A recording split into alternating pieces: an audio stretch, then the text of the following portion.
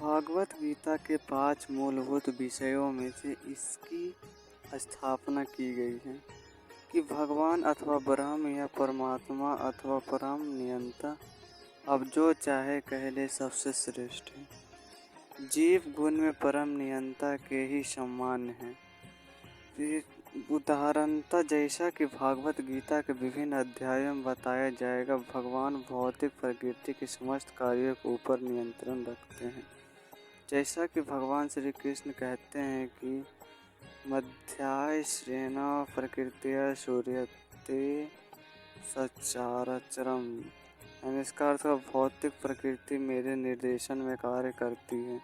जब हम हास्य जगत में आश्चर्यजनक घटनाएं देखते हैं तो हमें यह जानना चाहिए कि इस हास्य जगत के पीछे एक नियंता है। बिना नियंत्रण के किसी का प्रकट होना संभव नहीं है।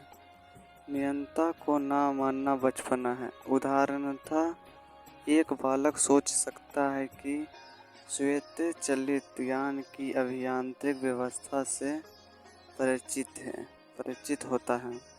वह सदैव जानता है कि इस यंत्र के पीछे एक व्यक्ति, एक चालक है। इसी प्रकार परमेश्वर वह चालक है जिसके निर्देशन में सब कार्य हो रहा है। भगवान ने जीवों को अपने अंश रूप में स्वीकार किया है।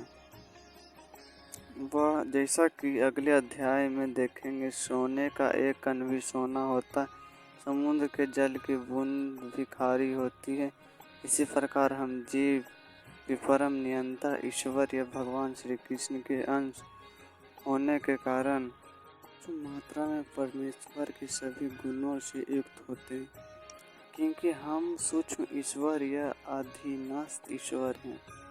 हम प्रकृति पर नियंत्रण करने का प्रयास कर रहे हैं, जैसा कि वर्तमान में हम अंतरिक्ष या ग्रहों को वश में करना चाहते हैं।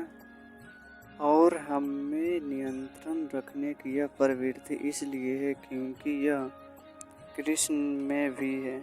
यद्यपि हमें भौतिक प्रकृति पर प्रभुत्व जमाने की प्रवृत्ति होती है, लेकिन हमें यह जानना चाहिए कि हम परम नियंता नहीं है। इसकी व्याख्या भागवत गीता में की गई है।